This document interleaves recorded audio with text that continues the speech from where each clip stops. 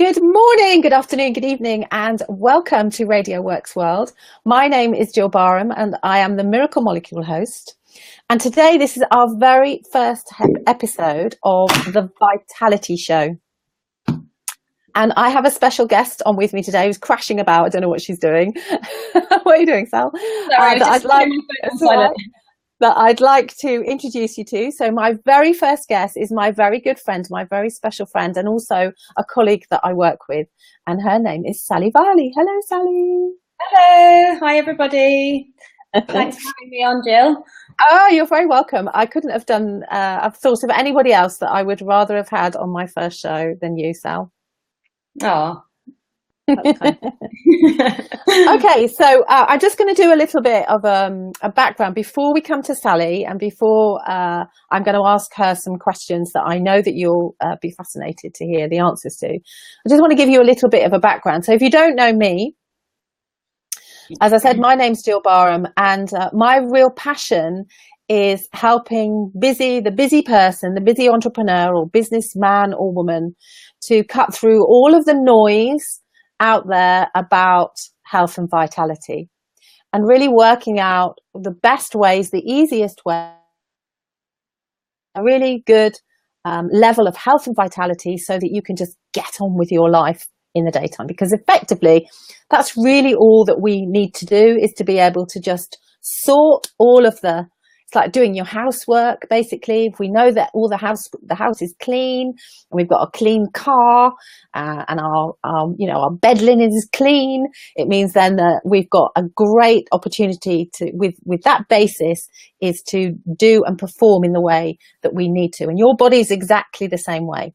So the more that we can clean up our body and our mind, the better that we can fulfill our promises to the people that we've made those promises to. So whether that's your friends and family, your spouse, your work colleagues, your clients that you look after, if you've told them that you're going to do something from them, then we need to be able to fulfill that promise, not only for now, but for the future too. So this is what this show is all about. It's giving you the opportunity to cut out all of the noise that particularly we see with our wonderful internet. And I don't know if you've ever done this, but when you've got something wrong with you, you tend to go into Google. Sally, I'm sure you've done that as well. Yeah. I call it, being your own GP or your own Google practitioner. And we're all guilty of it. But then what happens is I get so many people saying to me, well, Gill, I don't know whether I should take those vitamins and minerals. I don't know whether I should. Yesterday, somebody said, I'm thinking of eating raw. Should I eat raw? Is that what I should do?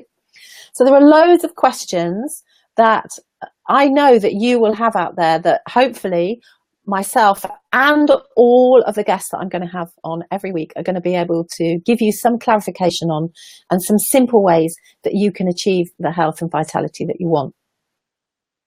So the show is really all about well-being. So what do I mean by that?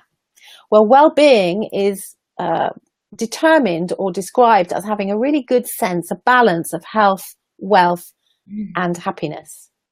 Because I think you'll agree with me that we all know people that are wealthy, but not necessarily happy. We know people that are wealthy and not necessarily healthy either.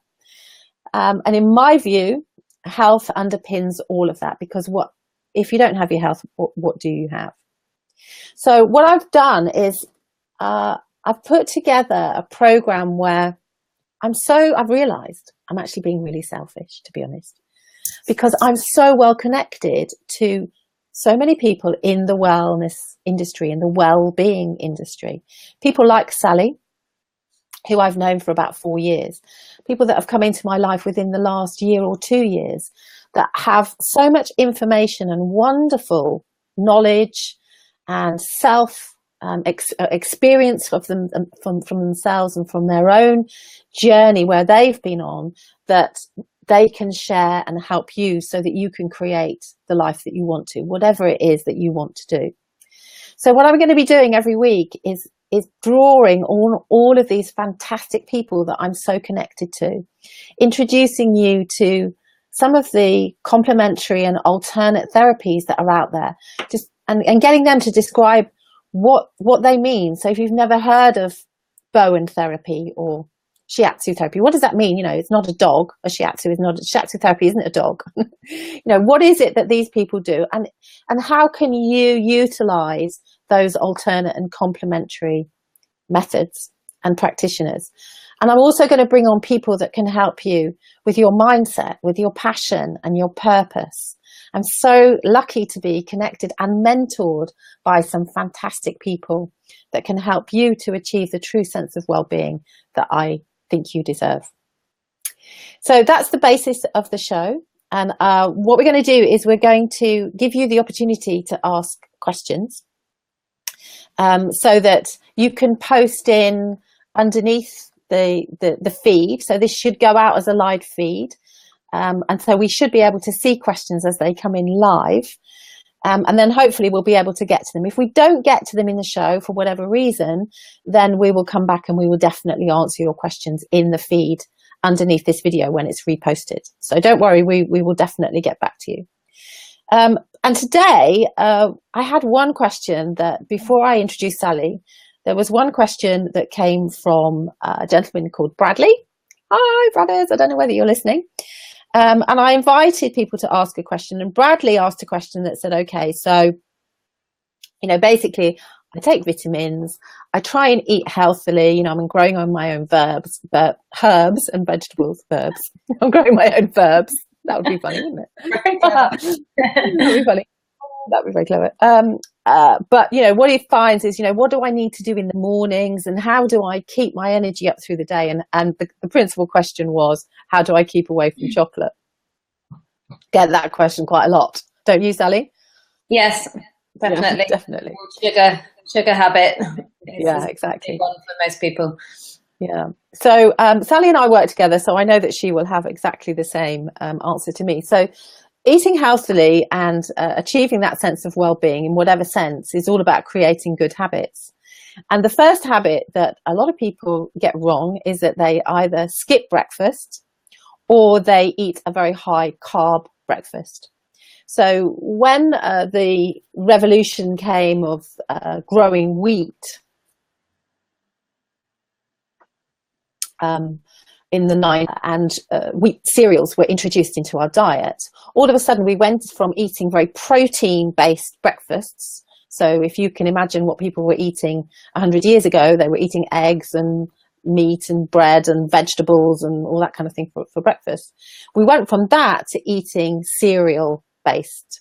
And then, of course, over the last 50 years, that cereal is not only the basis, a staple diet in the morning, either in the form of a cereal or in a wheat product, in other words, bread.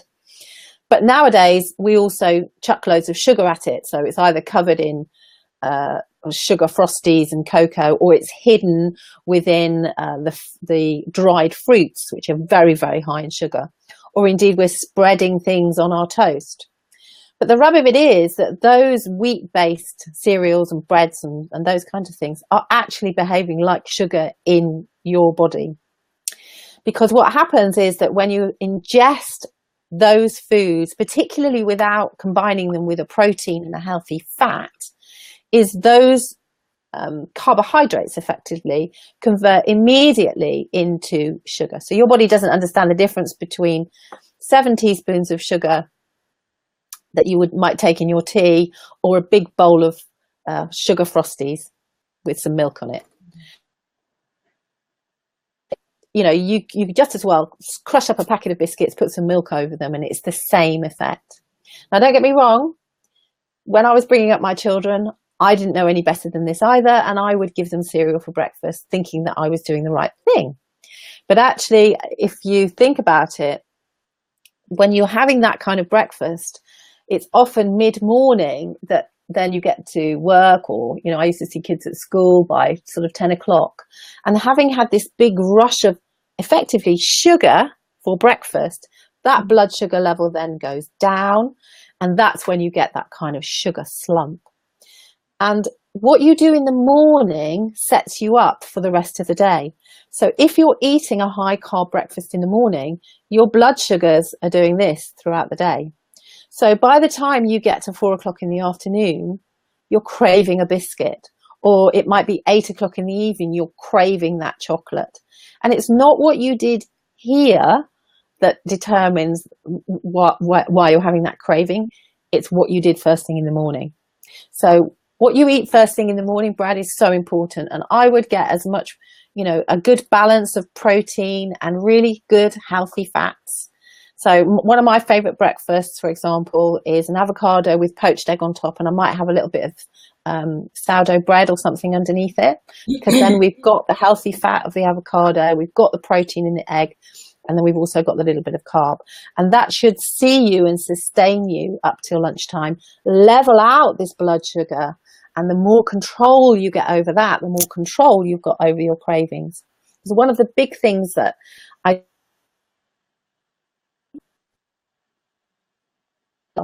is that people come and they feel guilty because they need chocolate, or they are putting on weight and they can't understand. I don't eat anything. I don't understand. And why am I still craving things?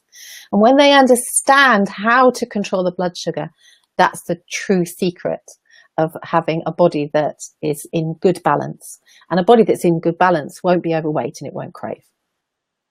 Did I cover it all, Sal?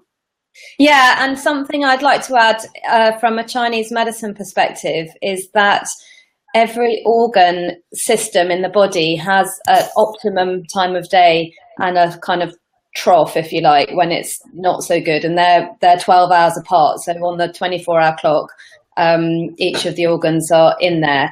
And the optimum time when the stomach is working at its best is 7 to 9 a.m. And that's one of the reasons that it's said to be so important to eat breakfast.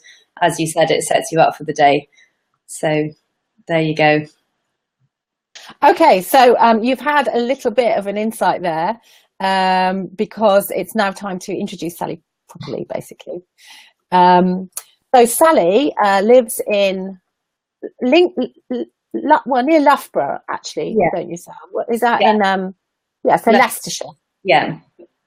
Yes, Leicestershire. And as I say, I've known Sally for probably 5 years. We've been working together particularly closely for the last year or so. And Sally actually is a qualified acupuncturist. And so what I've done is I've brought her on today to get her to tell us about acupuncture, because you may never have had acupuncture. You may have thought, oh, it's just weird stuff, and anyway, I'm frightened of needles, and what does it do? Or you may already have had acupuncture and you've got some really great results from it. If so, then we'd like to hear from you. So this first session is a real opportunity to understand this amazing therapy. Would you call it a therapy or a tradition? Medicine. What would you call it, Sally? Medicine. Yeah, traditional. Yeah. Tradition. Probably when we're talking, I'll use the word TCM, which stands for traditional Chinese medicine. Cool. So that's a handy abbreviation if you're wondering TCM. What I'm talking about. Yeah. Okay, Sally. So let's get going then. So first of all, I'm going to put your website up, which is haveanacupuncture.co.uk. I will put that up at the end. But I'd like you to just tell us a little bit about how you got in, where you trained and all that kind of stuff. So, sorry, I missed that last bit. It froze. How I got into where I trained? So how you started training as an acupuncturist, and where you trained, and what motivated you. Okay, well, I grew up with a mother who ultimately trained as a homeopath in her 50s, but all through when I was younger, one of my brothers had repeated tonsillitis and he was constantly on antibiotics, and she didn't want to follow that path. So she started looking into natural treatments, and I just became interested myself. And after university, I had different jobs, and I was always doing these little weekend courses and things. I trained in Reiki, and I studied a bit of iridology, which is studying the eye, and massage and things like that. And I eventually got a bit frustrated that I knew quite a lot of stuff about health, but I wasn't qualified in anything to give anybody a treatment. So I felt a bit redundant, really. And then I ended up in my early 30s going to Canada for 6 months traveling. And the idea really took hold while I was out there that I was fed up with what I'd been doing in the UK. I'm not very suited to an office job. I love working with people. I love helping people. And by complete chance, I met somebody who lived in Canada who, as fate would have it, was actually a childhood friend of my mum's, which is really quite bizarre. And I said to her, oh, I'm thinking of studying something more alternative, and I'd like to live somewhere really beautiful and artistic and creative. And she told me about this little town in the mountains in British Columbia where they have a Chinese medicine school. So I went to check it out, and that's where I ended up doing my training. And so I did 3 years full time to get a diploma in acupuncture. It's amazing, isn't it, that I don't think people really understand the depth of knowledge that you need to be an acupuncturist. And a lot of these traditional Chinese medicines and a lot of alternate therapies, you know, they're really incredibly intensive in terms of what you need to be able to do in order to qualify. Yeah, it's a really good point. And I never want to knock any other type of therapy, but some people go and get acupuncture from, say, their physio or their personal trainer or somebody who might have done a weekend course and they've learned a few points that relieve pain. And those are all well and good. And I know that they help people in their treatments. But somebody who's done that kind of training, which is not very in depth, is not going to be able to assess the full picture of a client's health.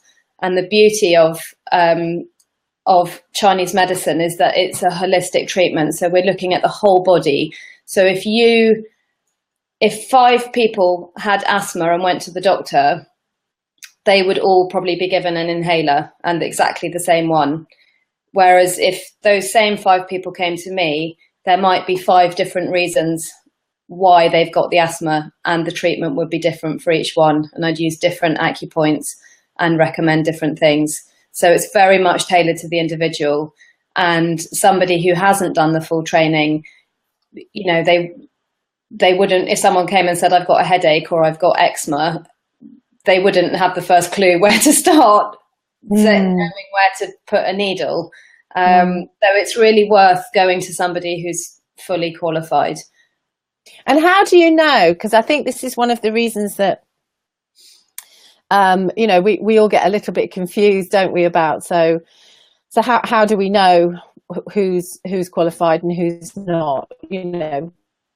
Well, because if somebody says, oh, I'm an yeah, a good question. Acupuncture isn't something that's, it doesn't have a governing body, but there are 2 organisations. The biggest one is called the British Acupuncture Council, and some people register with them, and then they're on a list so that if you put in a search on that website, it will come up with somebody local to you.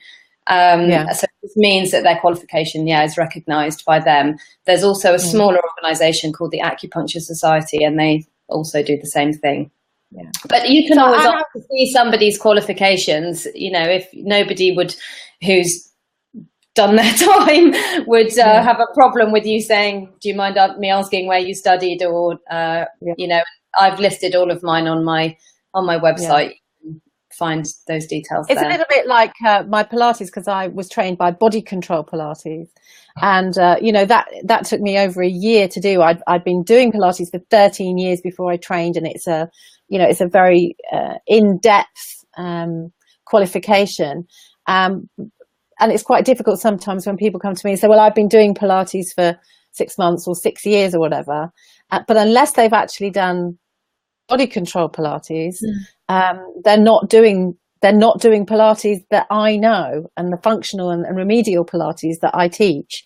And as you say, I don't want to discredit anybody, but you know, I think if you have an issue, and very often you'll go to an alternate or a complementary therapist or a fitness person, or to a for some hypnosis or whatever it might be, you're driven to go there from an issue or something that you perceive is wrong, if you like. Yeah. So it's really worth actually saying, well, how do I know? How can I find out whether or not this is something that is going to deliver the results that I want to have? Personality aside, because we all know that, Sally, you know, there'll be certain people that will get on better with a different acupuncture than you, and likewise, people will get on better with different Pilates teachers than me just because of personalities. But it is really worth doing some checking and understanding, if you are going to have some alternate or complementary medicine, is doing a little bit of research. And of course, the best way of doing it is word of mouth, isn't it? Yeah, I think so. And also, I offer a sort of 15 minute free chat before somebody wants to book in, so that I can just find out a little bit more about why they're thinking of having it and whether they've had acupuncture before. And I think after 6 years I've been in private practice, and I can get a good feel on the phone whether or not we're going to be a good fit for each other. And I think it's a good opportunity to answer those questions people have, like you said, do the needles hurt, that kind of thing. I was going to say, so what do you do about the person with the needle phobia? Do they not just come to you in the first place? Are they never going to even phone you up? Is a needle phobia very common? It may be more common. I would suspect that those people just don't come for treatment. But some people are definitely a little bit apprehensive. But I really take care to relax them, to let them know that they're in control throughout the whole treatment. So if at any point they feel uncomfortable or it's too many or whatever, we can stop. They don't have to feel like they're at my mercy, if you like. And the way I describe it is, sometimes people want to see the needles. Sometimes they're like, no, just put them in. Basically, there's a myth that I saw a long time ago, was that people think that acupuncture needles are the same size as sewing needles, which would be horrifying. And they're nothing like that. They're about 1/25 of the size of a hypodermic needle that a doctor would use to take blood. So they're like a hair. They're very, very fine. And quite often people say, oh, I didn't even feel that. Have you put it in? So there really is nothing to worry about. And sometimes you can feel a sensation once it's in place, but acupuncture is not a painful treatment. And if there's any pain when the needles are in place, it means that it's not quite positioned correctly, or I can adjust it, So usually. So can you explain to us exactly kind of how this works? What are you tapping into? That's a really good word, isn't it? Because I know that you tap your needles as well. So what is it that you are doing with a body when it's in front of you? How does this treatment actually work? Well, probably people who hear about Chinese medicine hear words like qi and energy and yin and yang and all that sort of stuff, and it can seem a bit mystical and a bit woo-woo, but actually it's in Western terms, we're basically working on the circulation.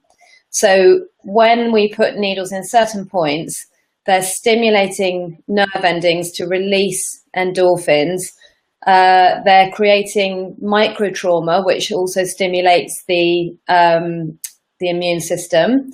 So you're going to get more white blood cells and obviously boost your immunity. And it boosts the quality of your blood in a sense. And if you think of your body like the blood needs to be constantly flowing very smoothly, and if you get a blockage because you've had a trauma, you've got an injury, maybe you've got arthritis, so your joints have got calcification building up, the blood can't flow as well as it should. And as we get older, also, we don't move around as much typically. So again, that's something that will hinder good blood flow. And your blood contains everything that you need to be healthy. It's got all your nutrients in it, all the hormones, all the white blood cells, all your natural painkillers. So if that's not getting everywhere it needs to, you're going to have things like numbness and tingling. You're going to have pain. You're going to have dryness. You might feel dizzy. You might get headaches. And so the acupuncture is basically working to balance that flow. And you mentioned endorphins. So endorphins are the feel-good hormones, the happy hormones, basically, aren't they? Yes. And of course, if you've got a good blood flow, it not only is good to get nutrients to every vital organ and so on, but a good flow is also vital to take toxins away and therefore be excreted out through those necessary organs, aren't they? Exactly. And one thing to mention is that also acupuncture has a cumulative effect. So over time, it's training your body to override the pain signals. And that's why usually, to start with, I recommend that people have a weekly treatment for, 2, 3, 4 sessions, so that we start to get a feel whether it's helping them. And then as the body starts to build up this reserve, it means you can start to space the treatments out. And then eventually you get to a point where you can just have maintenance treatments every 6 to 8 weeks is really ideal. It's a preventative medicine, really, but unfortunately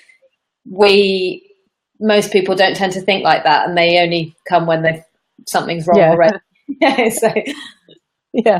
Well, if we could persuade the nation to take preventative care of themselves, then because we are a nation, particularly in the UK here, that relies on the National Health Service, which is actually a national illness service, isn't it? Yes. Yeah. So we go to the National Health when we're ill. They're not interested in providing, and they don't really have the time and the resources to provide talks to our local GPs, and they say, well, no, you can't do that.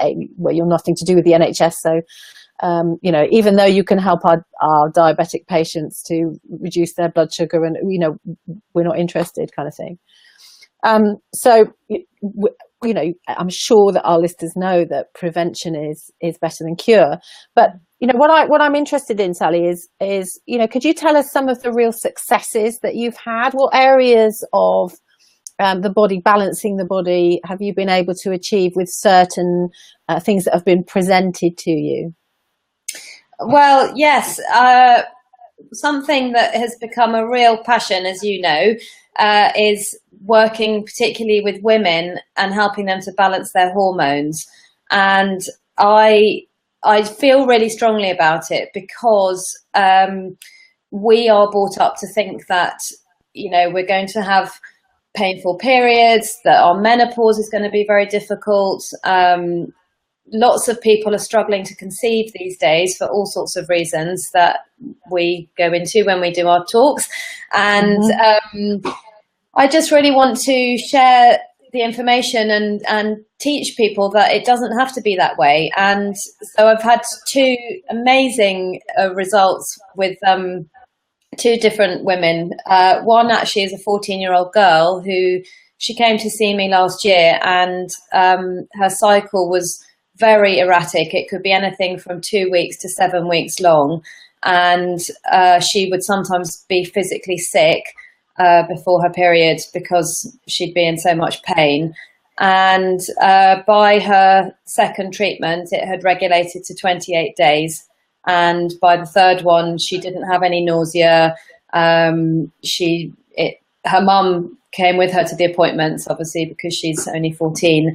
And she said it just came and went with no drama, which is exactly how it should be. It should not affect your life in a way that you've got to take time off school or work, So that was a very satisfying thing to do. And then another case that is absolutely thrilling for me to have been a part of is a lady who had a son 5 years ago, and then she'd struggled. Well, she hadn't struggled to conceive, but she had not been able to maintain a pregnancy. And she had an ectopic pregnancy, so she then lost one of her fallopian tubes. So then she kind of slashed her chances even more of of having another one.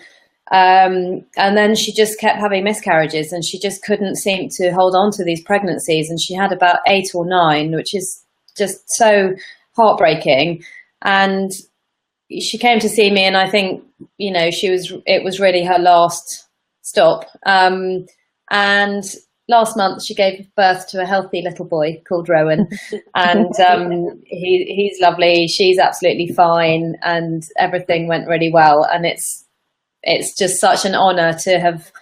It makes me sad, actually. I mean, not sad, but you know, it makes me emotional to talk about it, because this is such powerful medicine, and it can really change people's lives. And you mentioned a 14-year-old. So how young would you use acupuncture? How young would you go? What would be the youngest person you would treat? I probably wouldn't really go much younger than that, to be honest. I personally, you can. There are people who specialise in pediatric.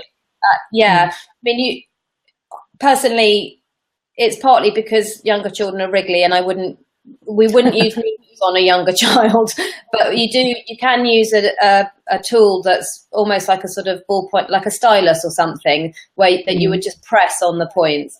And there's also a type of Chinese massage called Tui Na, which is used to, you know, move blood around the body and stimulate the flow and things. So that's often what you use on children. But I personally don't typically work with younger people all that much. And you mentioned the fact that you know, most of what you're doing is increasing blood flow, so it's all to do with the cardiovascular system.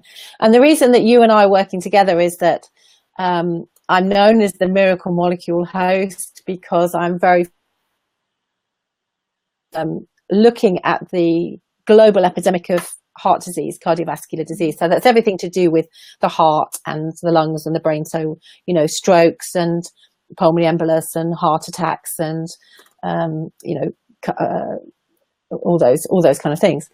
And so Sally and I have been working together for the last year or so, because Sally has realized, I think it's fair to say, Sal, that actually if we can enhance the cardiovascular system in other ways too, then your clients are going to get better results, aren't they?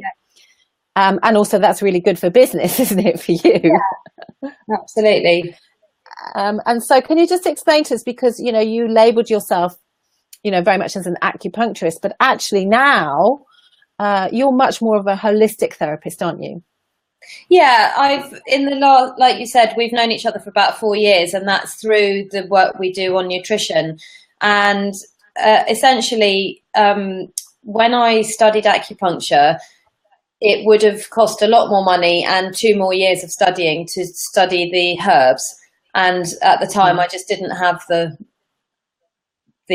resources to do that. So, but I always knew that I wanted something else that would complement what I was doing in the treatment room, because people do want to be able to help themselves, and they, you know, if they have to travel a lot, or they can't make treatments as much as they'd like to, or maybe they just have a course and then they want to stop for a bit, but they want to keep up the good feeling, then it's really important that they've got something really simple and easy that they can use. And so, yeah, that's why I recommend supplements to people. And I've been studying nutrition, and so I'm also offering nutritional health coaching. So people don't have to have acupuncture at all. But one of the products... Well, it also means that, you know, because obviously to have acupuncture, they have to come to you. Yeah, exactly. And, you know, we live in this global world, and actually, you know, I've been encouraging you, and as everybody, is that, you know, you've got so much knowledge about health that almost limiting yourself, like if I could only, you know, if I was only a Pilates teacher, I can only reach those people that live within my area. But now, you know, it means that all of this expert knowledge and passion that you have is that you can reach globally, because, you know, the nutraceuticals and the products that we use addresses this cardiovascular. It's all to do with nitric oxide, which is known as the miracle molecule. And this is the thing that gives the results that we all want to see, which is reversing the aging process effectively, isn't it? Yeah, absolutely. And like you often say, we're not treating illness, we're building health from the inside out.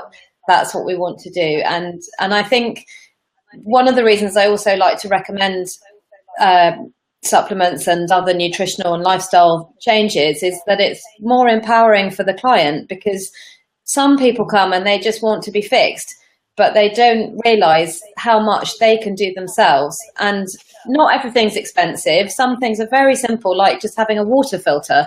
You know, just get a Brita water filter, and that could make a big difference to your life, and drinking more water. But yes, I think that having something that is a product that works on the circulation, so it dovetails perfectly with the acupuncture. And like you say, anybody in the world can take it, whereas I've got to be there with my needles to give a treatment. Yeah. Yeah, absolutely. And I know that you're, we might do another session. I know that you're working with a gentleman who's an expert in alkalizing, so I think we're going to have a whole session on that because that's really interesting subject as well. And also, Sally, you know, just to tell everybody that Sally has a little boy called Crag, who is 3. So Sally's also, you know, a single mum and a three-nager. Yes, a three-nager. Yeah. So, you know, combines all of this wonderful help and business with bringing up her small son as well. So I think in this day and age, you know, it's wonderful to be able to really leave a legacy and to be able to make a difference. Following you definitely lead the way on that. You've taught me an awful lot in the time that I've worked with you too. Oh, thank you. So Sally and I work quite closely, and so Sally kind of likes to be behind the scenes, and I'm the one that gets up and does the speaking. Although we're working on that, aren't we, Sal? Yes, we are. First step. And this is really great today. So what I wanted to do was to be able to allow you to be able to connect with Sally, and she's got I'm going to put it up actually. Let me put up your website so that everybody can connect with you. Here, it should be up on the screen soon. So this is you're having a new website built actually to represent more of your holistic offer nowadays, yes. Aren't you? Yeah. But for now, it's www.haveanacupuncture.co.uk. Yeah. And if you're watching this show back, on a replay, we're going to keep posting this. Sally and I will keep posting it so that you can watch it. It's not too late to ask your questions, so you just need to post in underneath here your questions for Sally or for me. My email address is my website address is gillbarham.com. That's really easy peasy, and you can get me at gillbarham.com. So visit both of our websites. They complement each other, and there's all sorts of information and great content on there on both of ours that will help you to look at maybe thinking about delving into the world of complementary and alternate therapies, because as Sally said, you know, I really truly believe that we should stop building health and stop treating disease and instead start building good health. And one of the gentlemen that I'm going to be featuring on the show over the next few months, and I'm going to hope to do every Tuesday at 1 o'clock, is Stephen Horn, who is a past president of the American Herbalist Society, and his view is definitely, he's an American guy, and he's really started that whole movement towards functional nutrition and healing the body, but also prevention, the fact that prevention is better than cure and food is medicine. There's an awful lot of information out in the ether for you to see if you really want to delve into this, you know, helping yourself and taking action. And when people come to me for the first time, people say to me, so what's the first question that you ask people? And my first question is, are you ready? Are you ready to make the changes? Because I can tell you everything that I know, it doesn't matter, because, you know, telling is not doing, is it? So are you ready to actually, you know, take those steps and make the changes? So make sure that you connect with Sally and I. I've really enjoyed my chat with Sally, even though I see her face to face. It's nice on this screen. And please tune in to our show next week. If you think that any of this information could benefit anybody that you know, please share as widely as you can, because our mission is to help 1 million people a year, isn't it, Sal? It certainly is. Yeah, that's my first question, is how can I help you? Yeah, how can I help you? Absolutely. Yeah. Okay, so have a fab Tuesday, and we will see you all real soon. Okay, bye. Bye.